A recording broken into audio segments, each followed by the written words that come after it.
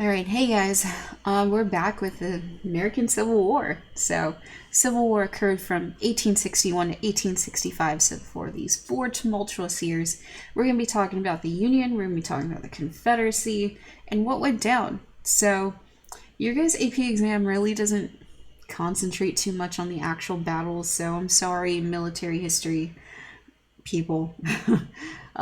We're not going to go too much into that. I'm sure there are very excellent videos on YouTube that go into that. What we're going to be going into more so is like the causes, the effects, and like the home front. So what actually occurs here during the Civil War.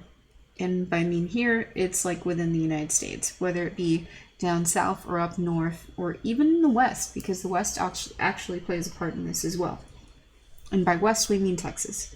So, anyways, without further ado, let's go ahead and get into this brief discussion on the Civil War.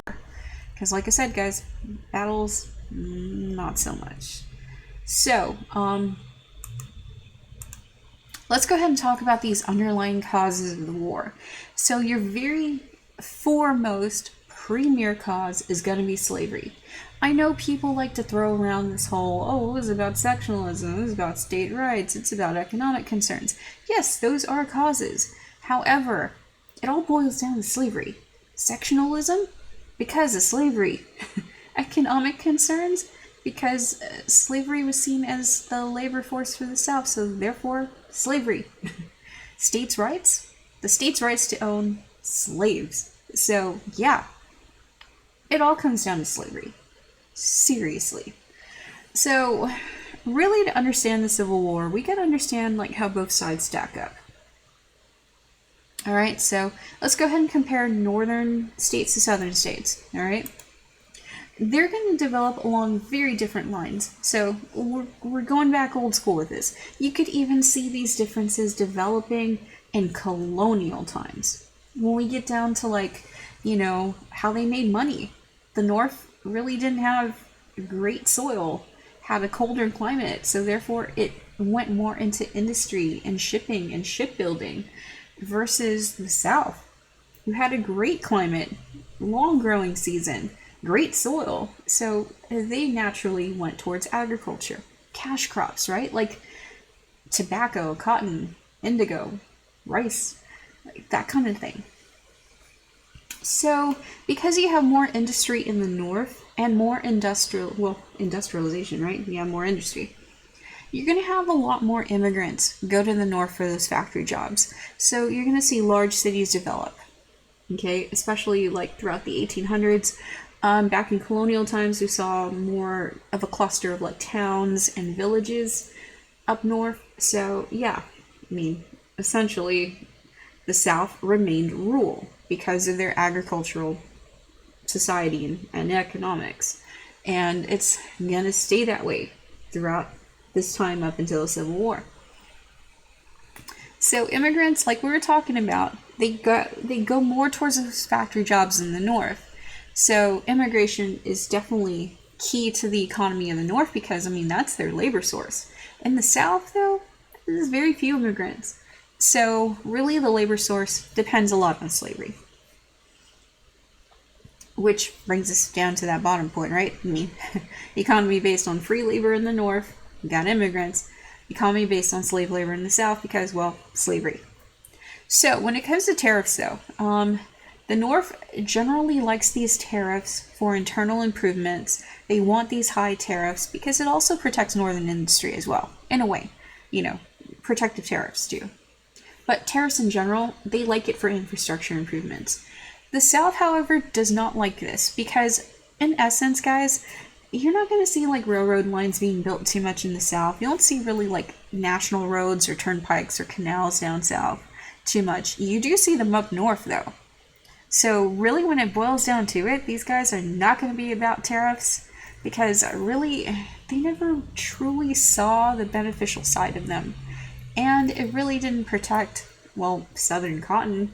So, yeah, they're not about paying those tariffs on imports. Now, the Northeast is definitely going to be linked economically to the Midwest because, I mean, you have growing markets there and such.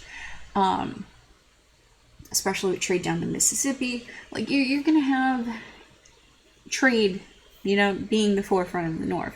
In the South, however, their relationship with the Midwest, and the Western states, is that they want to expand slavery.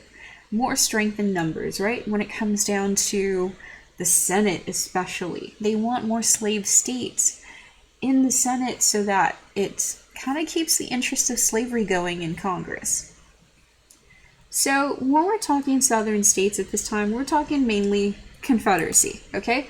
Confederacy at this time is going to be Virginia minus West Virginia, because remember, that part breaks off.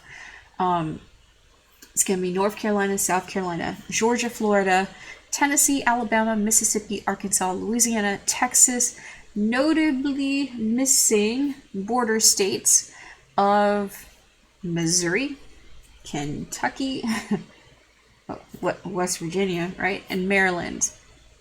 And those are slaveholding states that stay loyal to the Union. Oh, I feel like I'm missing one. I'm saying Missouri, Kentucky, West Virginia, Maryland. Oh yeah, Delaware had them some slaves too sometimes, so yeah, Delaware. But anyways, those states stay loyal to the Union, and again, they're going to be crucial to the war effort for the Union. When we talk about the Union, we're mainly talking about northern states, all right? So these are the states where really they're free states, okay? Minnesota, Iowa, Wisconsin, Illinois, Indiana, Michigan, Ohio, Tennessee, well, no, not Tennessee, Pennsylvania, New York, New Jersey, Connecticut, Rhode Island, New Hampshire, Vermont, Maine.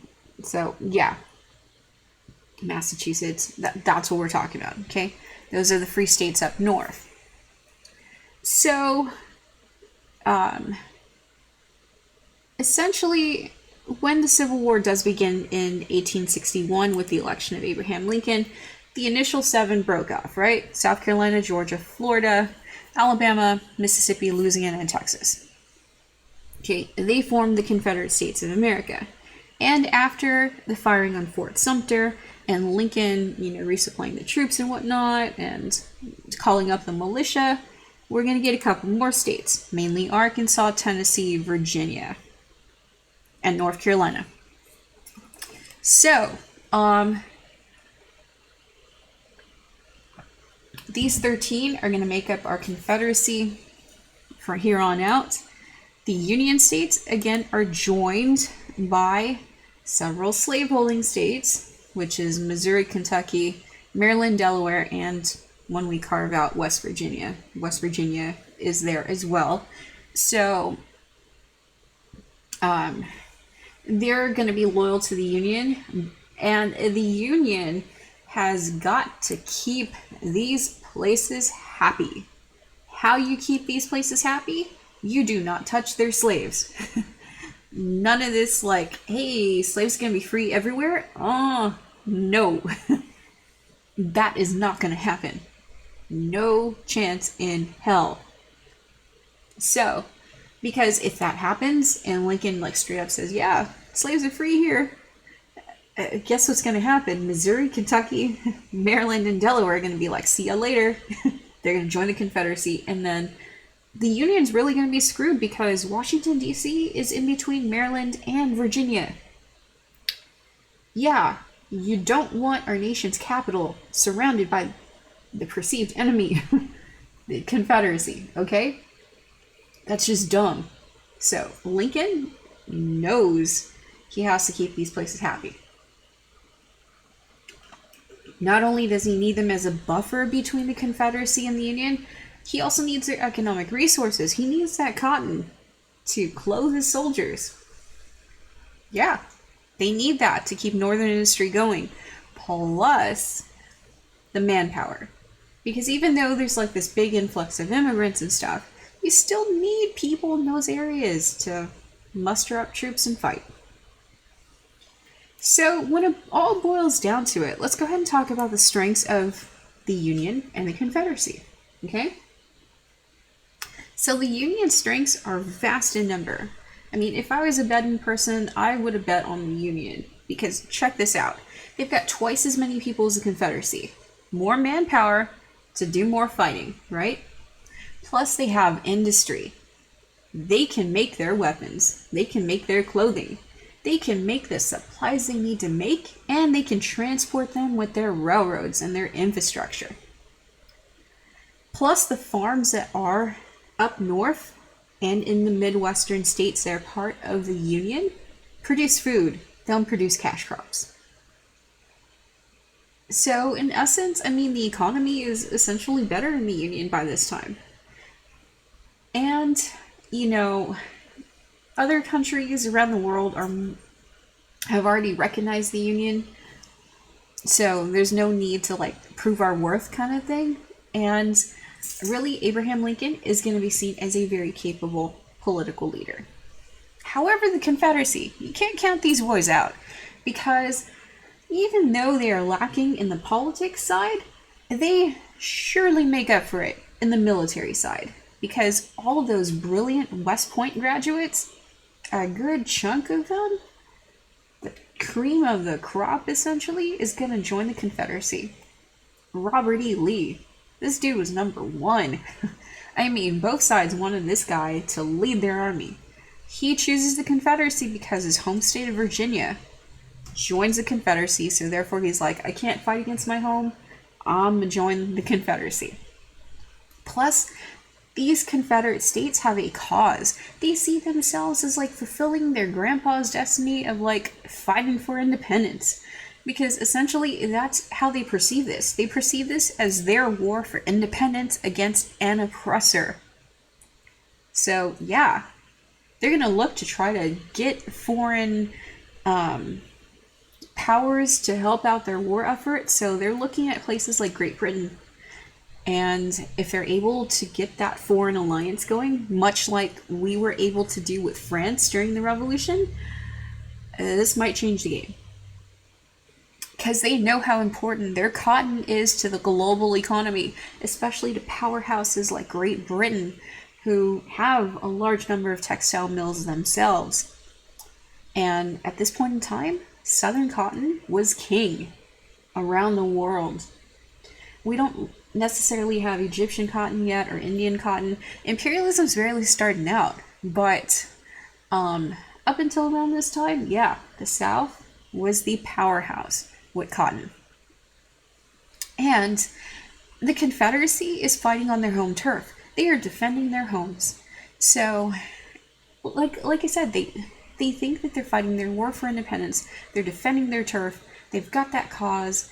And it's a defensive war rather than an offensive war. It's a lot easier to fight a defensive war and to defend your home turf that you know versus go into unfamiliar terrain that you don't know and launch the offensive. So with that, those are the strengths of both the Union and the Confederacy. Now, remember, after the firing of Fort Sumter, I mean, it's pretty much game on, right? Like, Fort Sumter happened April 10th, 1861. That siege occurred. Anderson gives up the fort to Beauregard, and pretty much game on, right? That's the opening shots of the Civil War. So, we need some strategy. Now, the Union strategy is going to come from an old school military guy. He was a Mexican-American war hero, General Winfield Scott. This guy is so, like, ready and rearing to go. He's nicknamed Old Fuss and Feathers. And General Winfield Scott, man, if he would have gotten the chance, he would have been like, all right, let's do this. But he's up there in age already. So, but his military mind is still freaking sharp. And he comes up with the winning strategy for the war, which is, I know, guys, I know. Let's just say it, the Anaconda plan. Okay. Much like the snake, it's supposed to squeeze its prey to death by putting like a stranglehold on this area. So, how we're going to do that is by capturing the Mississippi River and cutting off the Confederacy in two. Brilliant freaking strategy. Plus, I mean, blockading the ports along the coast of the Confederacy? Yeah. This is gonna work. We just need to do this. And it's gonna be hard as hell to do this because we're gonna have to capture not only New Orleans, but Vicksburg as well. And Vicksburg, way down south, I mean, the Confederacy knows this too. So they're not gonna like leave these places like up for the taking. Come on now. They got some smart ass people like Robert E. Lee, Stonewall Jackson. I mean, they got some brilliant minds of their own, so they know.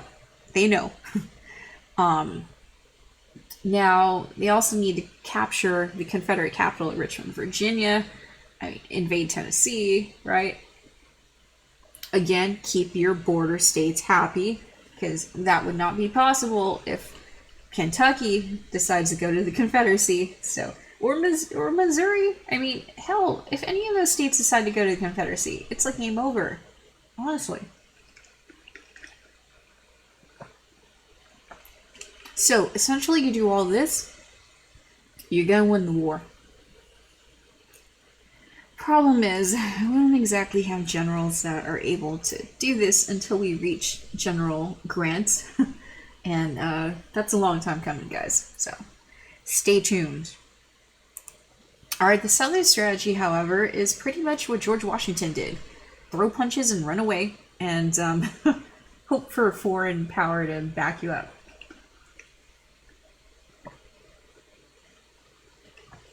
So they're banking on their whole, like, yeah, cotton is king. We know you need it. So they're dangling that carrot in front of European powers so that we could get an alliance going. But there's some problems, though. Problem number one is... okay. It's kind of hard to get some of these European countries to back you up because, not because you're incapable of winning this war. It's more so because of, well, slavery. Yeah, Europe is not looking too kind on slavery right now, especially Great Britain, who's the one who's actually interested in forming this alliance. They just abolished slavery, so it's kind of a bad look.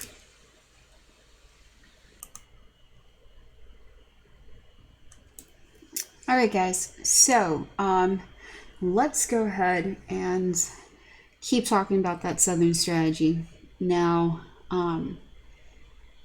like we said, they're fighting a defensive war, and they're only going to attack when they know that they're going to win. So that's why I'm saying it's kind of like what George Washington's strategy was like during the Revolution. So in essence, they're following that playbook. And the two major offensives that the Confederates actually tried to do, Antietam and Gettysburg, both ended up in failure. So yeah, defensive strategy for them, and try to get foreign support.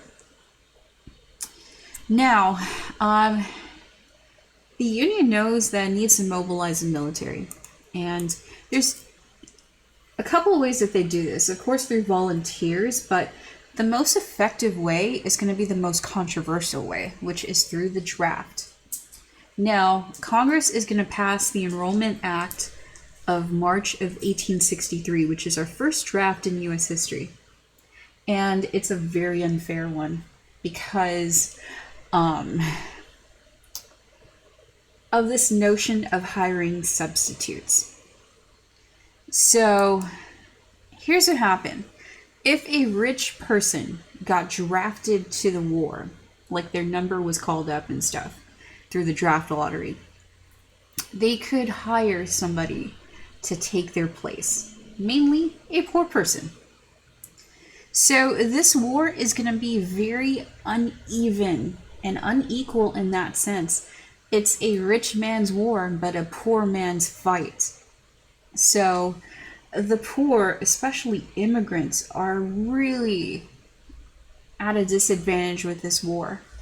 because of that draft, because of the substitutions. So that's why in places like New York City, especially New York City, this is where the biggest draft riot is held during the Civil War. I mean, it's so big, they have to call back troops from Gettysburg just to, like, squash this riot that happens in New York City. So you're going to have people disagree with this war as well in the Union. You do have some dissenters. Dissenters means like somebody who disagrees with the war. Now, Abraham Lincoln and how he treats these dissenters is kind of sketchy. This is something that people really don't talk about too much. Don't get me wrong, Abraham Lincoln was a great leader. Absolutely the leader that the Union needed at this time. However, one of his biggest criticisms is how he handles dissenters. And he's going to really take power into the government's hands to stop like protests and riots and do something extremely controversial like suspend habeas corpus. Basically, he's suspending like the due process for people who are dissenters. He's going to seize telegraph offices.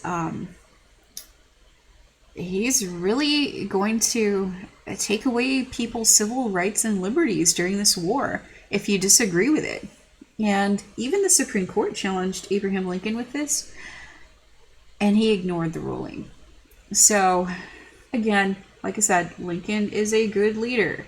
He was exactly what the Union needed, but some things like this make him really controversial in some historians' eyes. Especially like how he handles the Copperheads. Now the Copperheads are they call them Copperheads. They're also known as like peaceful Democrats up north. They're Northern Democrats who sympathize with the South.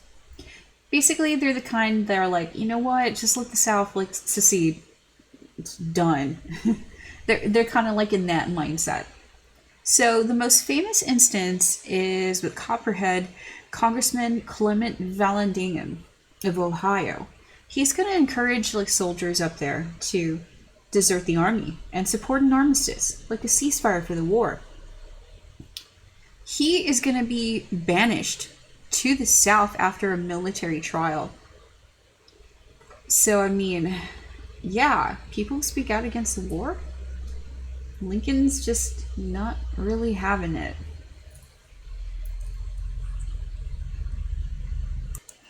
Now let's go ahead and talk about some weapons of war. We actually got some cool stuff going on in this war. Mainly submarines. Okay. Disclaimer. We had a submarine, technically, in the Revolution. It was called the Turtle. Basically, it was this dude sitting in a barrel, paddling. That was a submarine. Okay. Doing reconnaissance stuff. This time we actually have a legit submarine. This one's called the Hunley. The Confederates designed this in 1864. It's an ironclad submarine. And it's going to be the first sub to sink a warship. How they do it? You see that diagram right there? You got a bunch of dudes paddling. Inside this thing, they drop off a bomb or... Well, we already had torpedoes at that time, so they're going to drop off a torpedo and then paddle like hell to try to get away from the blast. It didn't quite work. The Hunley sunk. Yeah, they had that torpedo on a long pole and they couldn't paddle away fast enough and the Hunley sunk. You see that picture? It's the Hunley being, found after 131 years, and now it's on display. You could see it in the museum, but yeah, that's the Hunley. We also have the usage of hot air balloons to do some reconnaissance missions as well, to get some intelligence and information on enemy troop movement. So you could see that you can see that hot air balloon right there, tied onto a barge platform. I guess you technically can call it the world's first aircraft carrier. Yeah. We're trying. But the cool thing, though, the freaking cool thing that we see as far as like guns go is going to be the Gatling gun. Because, I mean, check this thing out. It looks like a cannon, right? But essentially, you're hand cranking this gun and the turret rotates. So it's kind of like a grandpa machine gun when you think about it. That's really the Gatling gun. We're going to use it more out west with the Plains Wars, but hey, it gets its start during the Civil War, and that thing looks freaking awesome. Another thing that gets its start during the Civil War that we'll use in subsequent wars, however, is ironclad ships. What we mean by ironclad ships, well, metal ships, right? We've got two of them. Both were developed by the Union, but one is stolen by the Confederates. The Merrimack is stolen by the Confederates, renamed the CSS Virginia.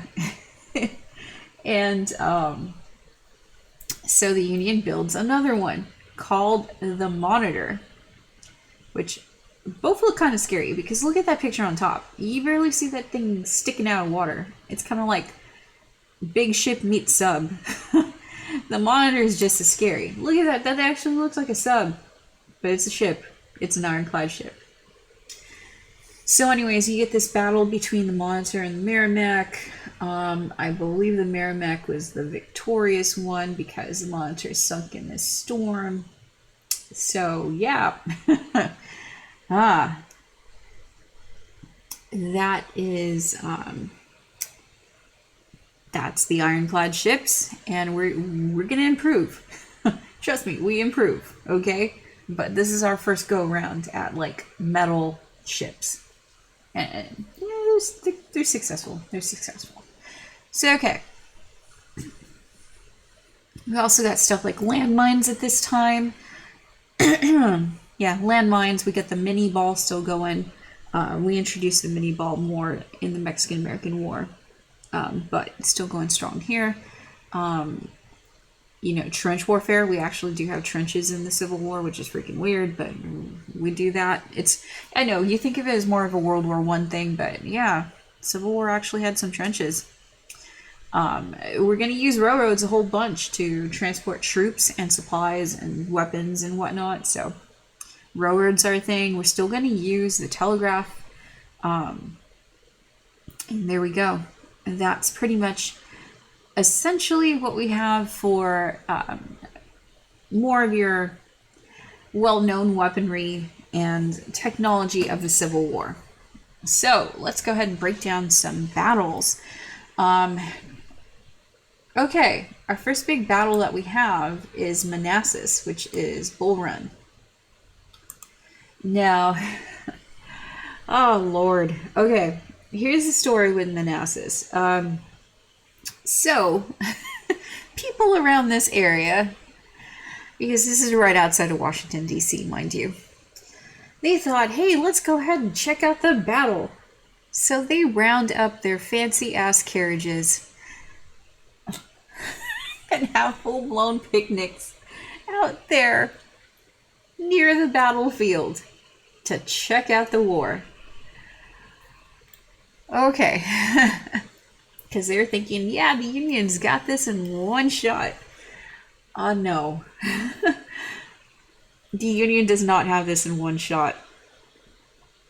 General McDowell is going to attack General Beauregard, and the Union is easily very well pushed back by General Jackson, who earns the nickname at this battle in particular, the nickname of Stonewall, because bullets are flying all around this dude, and he just stands there like a Stonewall badass.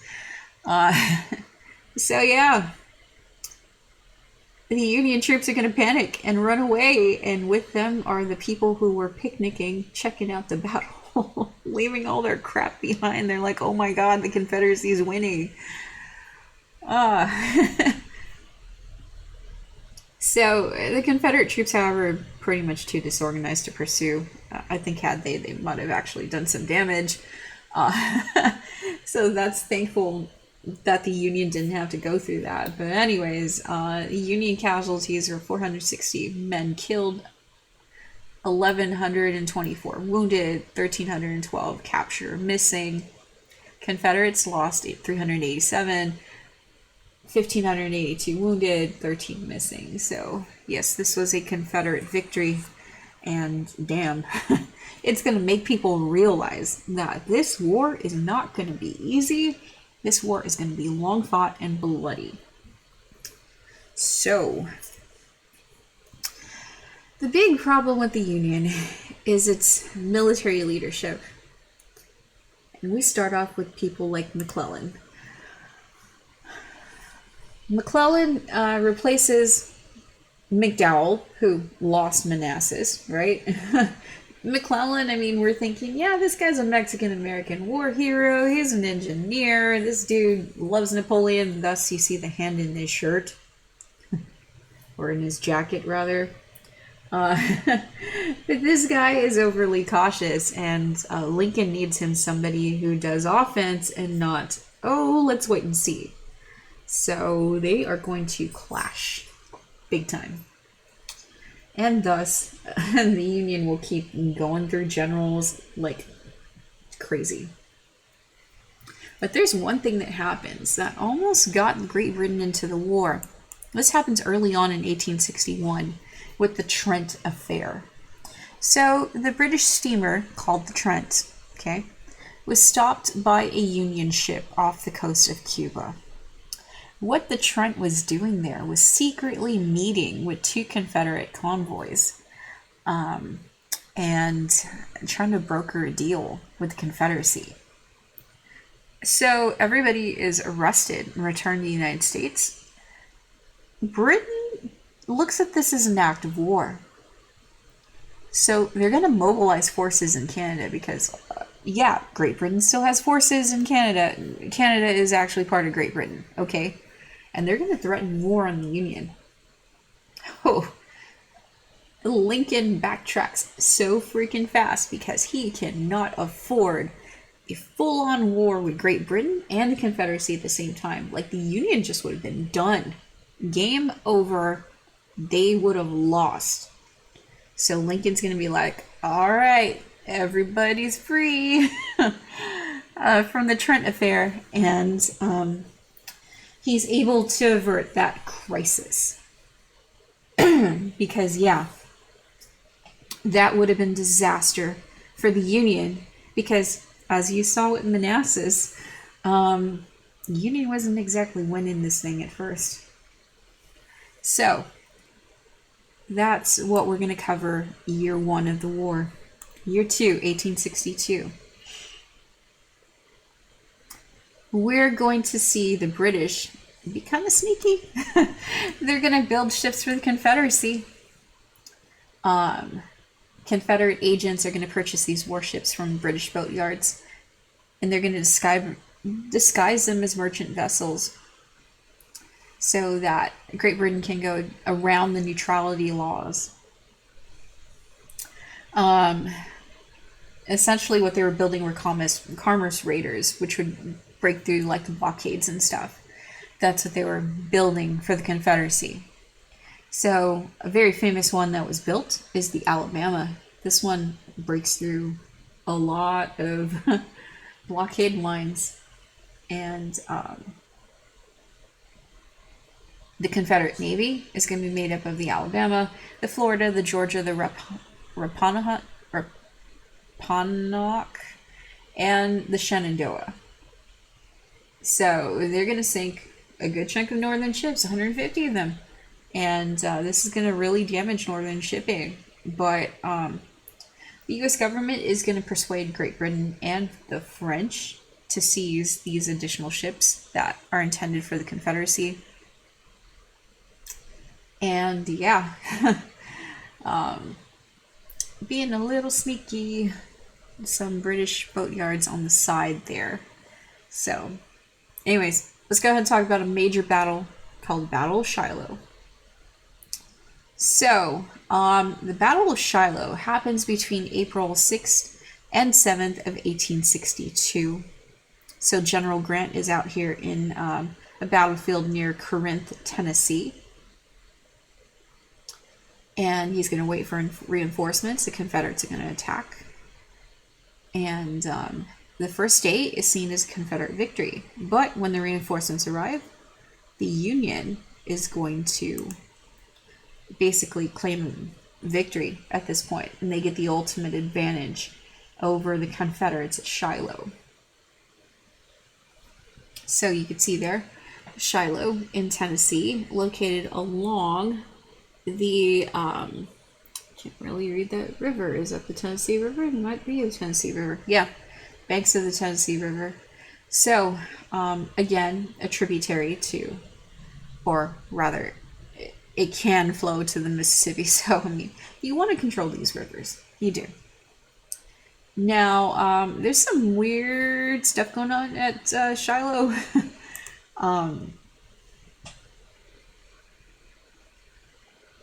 Yeah. At the Battle of Shiloh, so many soldiers are going to come to this small farm pond to drink and clean their wounds that the water is going to flow red. So they nickname it the Bloody Ponds. And correct me if I'm wrong, I think it's at this battle, not Antietam, I think it actually is at Shiloh. Somebody leave it in the comments. But at one of these battles, it is actually that bacteria or whatnot, these organisms that actually do help the soldiers live and not get infection. So yeah, somebody comment below and find out which one that is. I can't recall off the top of my head. But anyways, let's go ahead and move on and talk more about Ulysses S. Grant, because this is ultimately going to be the guy who is going to lead the Union Army to victory. And you know, Ulysses S. Grant, we talked about him already. He was down here in Brownsville for the Battle of Palo Alto. He heard the siege of Fort Texas when he was over at Fort Polk in Port Isabel. And he's also here for the Battle of Resaca de la Palma. I mean, this dude loves him some Brownsville. It brings back those memories of the Mexican-American War. So, he had resigned from the army, however, in 1854, but when war broke out, he's going to be like, you know what? Yeah, let's jump on in again. Return to active duty, because he sees that the Union is short, you know, officers, because a good chunk of them went to the Confederacy. So he's going to be very effective because this dude is kind of ruthless. Like, this guy is like, yeah, let's throw everybody in. And he's going to be ruthless in that sense, where he's not afraid to really sacrifice his men.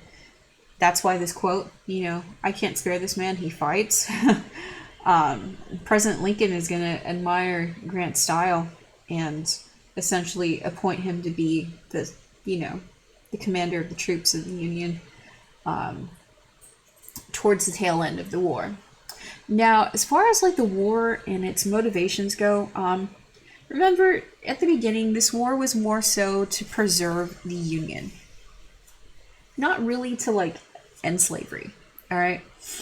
It's going to take the convincing of the radical Republicans in Congress. And by radical Republicans, we mean people like like William Seward, which is Lincoln's Secretary of State. Others like Thaddeus Stevens, Charles Sumner, who we know from last time got beat by Kane, by Preston Brooks. Yeah, it's going to take people like this, plus Horace Greeley, notable newspaper man up in New York, and abolitionists, right? And Frederick Douglass. It's going to take the combined efforts of all these people, plus, you know, even William Lloyd Garrison. They're going to be pushing Abraham Lincoln to free those slaves. And when Lincoln does meet with Frederick Douglass, this is kind of like the turning point, and he starts to think about more and more about, yeah, freeing the slaves. But remember, we got to keep those border states happy. So when he actually does move to free slaves, it's not going to be in the Union. It's going to be in the Confederacy. So when we announce the Emancipation Proclamation, that's essentially what we're doing. So the perfect timing for this, though, is going to be the Battle of Antietam. This happened September 1862. And this is a victory that Lincoln needs to go ahead and push forward that, you know, that agenda. This battle is the bloodiest single-day battle of the Civil War. I mean, we're talking bad. We're talking like there was so much blood in that battlefield that when you're walking through it, you're like ankle deep in blood. And this is a crazy, crazy freaking battle. This is one of the first times where the Confederacy goes on the offensive and we lose it. We do. So,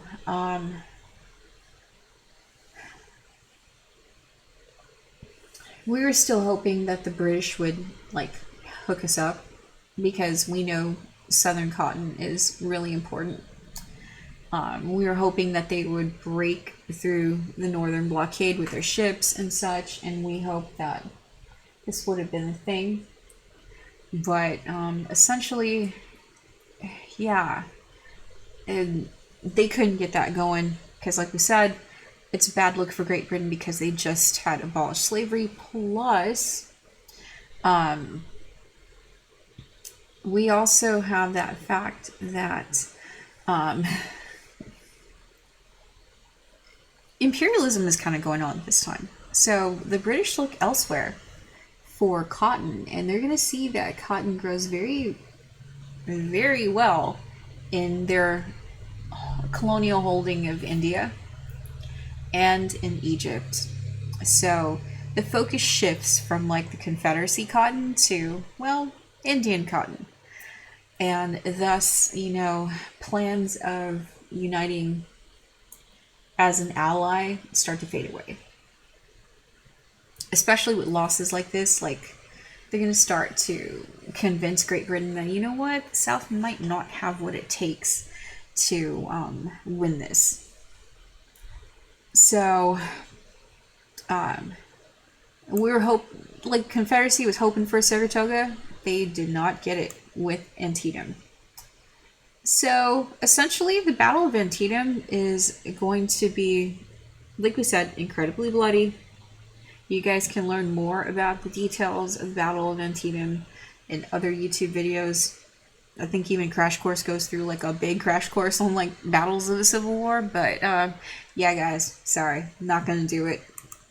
Here we go for some statistics of the Battle of Antietam, however. You can see how freaking bloody this was. I mean, look at this. It's 9 times more Americans die at Antietam than in the D-Day invasion of World War II. What? This is insane.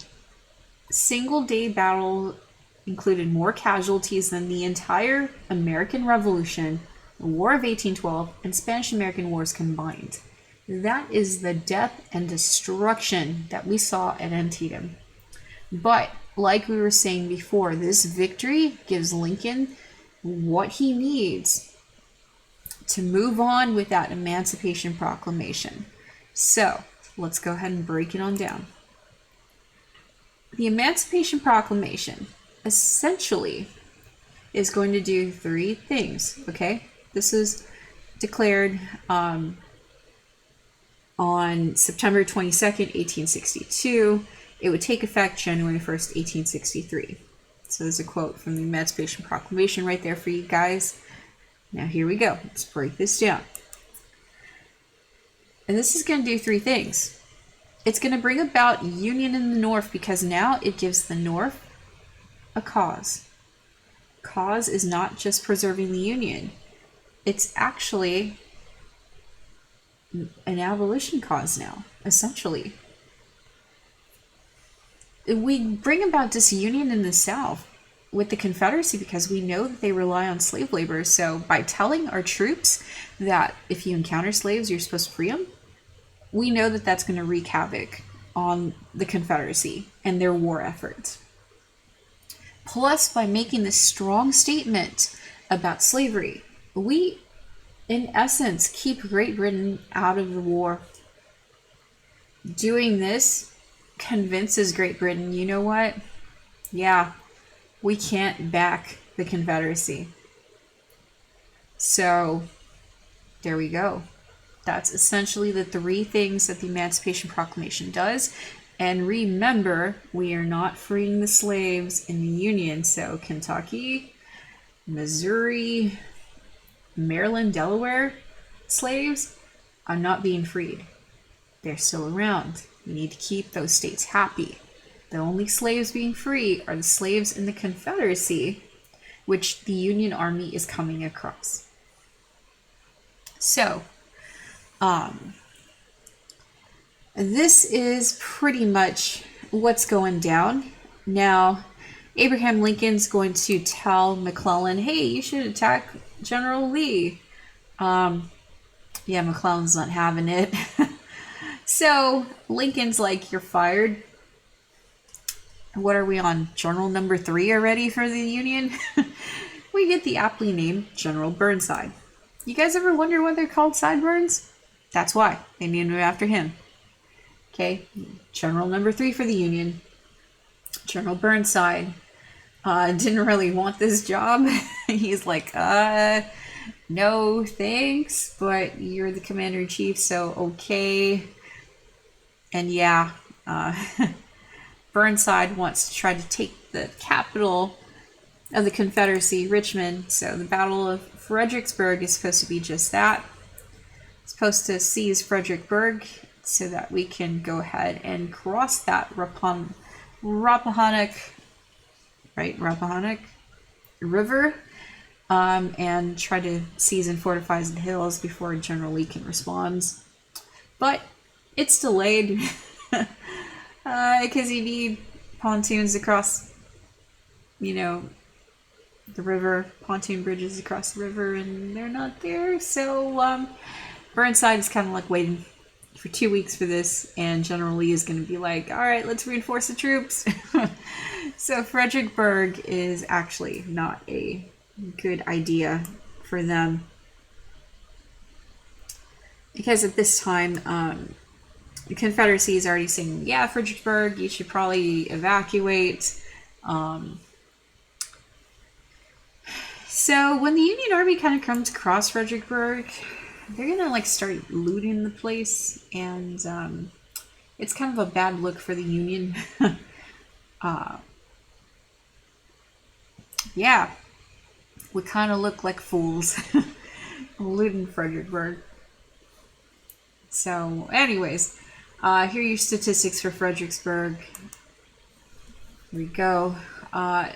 Confederate loses a lot less people, but yeah, sheer numbers, the Union has more people involved. And the morale of the North is essentially low after Fredericksburg because we look like fools. So Lincoln's gonna be like, let's give a speech to try to get people hopeful about this war again. So yeah, that's some Fredericksburg. So let's go ahead and talk about women in the war, the roles of African Americans in the war, and medicine and whatnot. So Frederick Douglass does play an important part in the war effort. I mean, he is instrumental in helping to convince Lincoln to go about with the Emancipation Proclamation. Plus, he is also instrumental in getting Lincoln to approve of an all-black regiment, the 54th Massachusetts Regiment. So, we do have a black regiment that fights in the Civil War, and they're the most famous ones. There will be others. There'll even be one here in Brownsville. Yeah, Brownsville.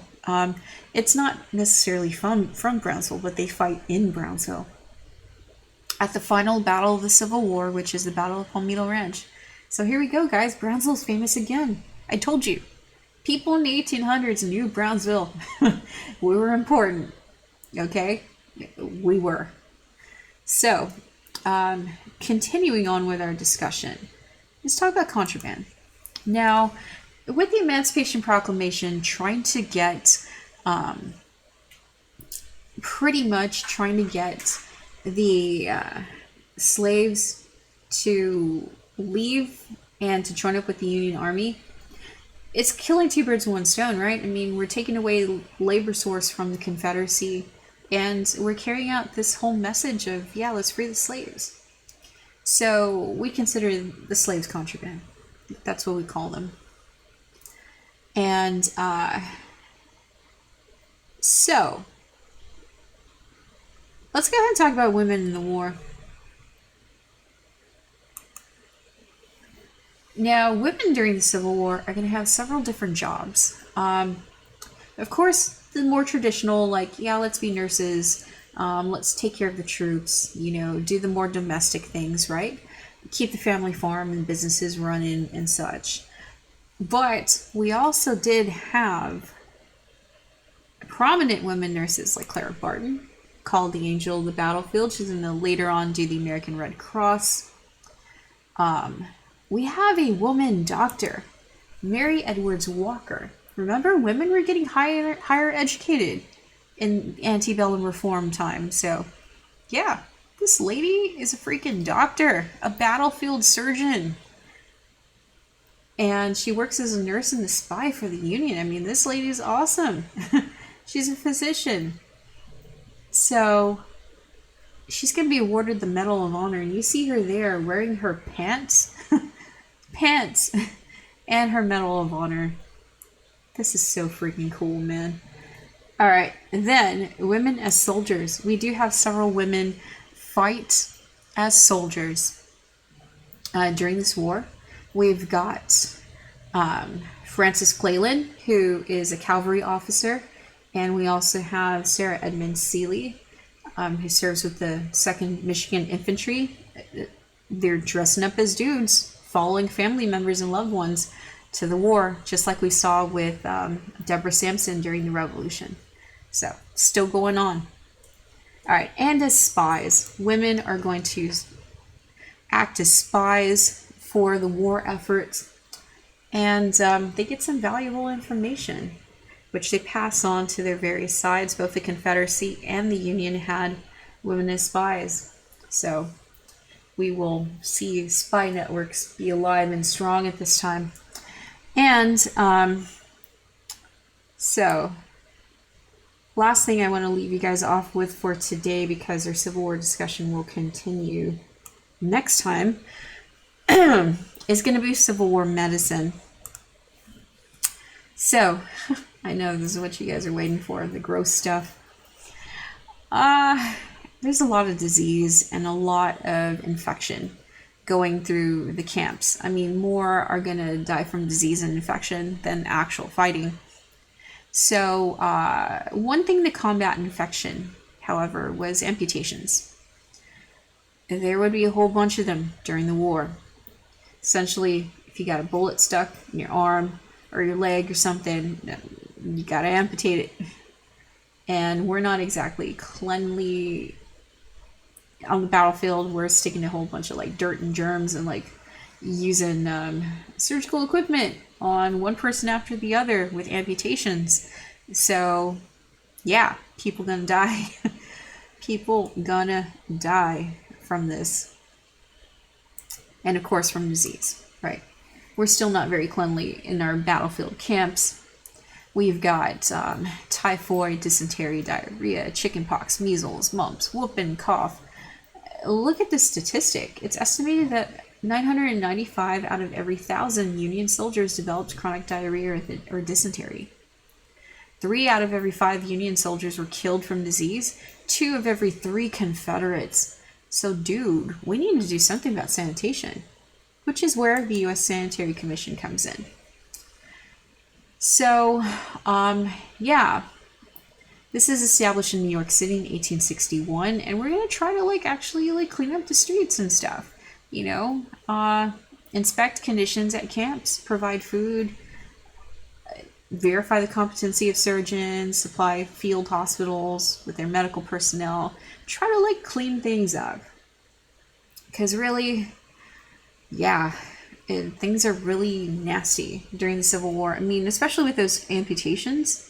Dude, 70% of battle wounds were in the arms and the legs, and so therefore you're gonna have a lot of arms and legs being chopped off, well, amputated, right? So some surgeons are gonna amputate a limb in under 10 minutes. That is freaking fast. And yeah, the Civil War is a bloody, bloody war. But we'll talk about more of this next time, guys. So for now, I will see you later. Bye.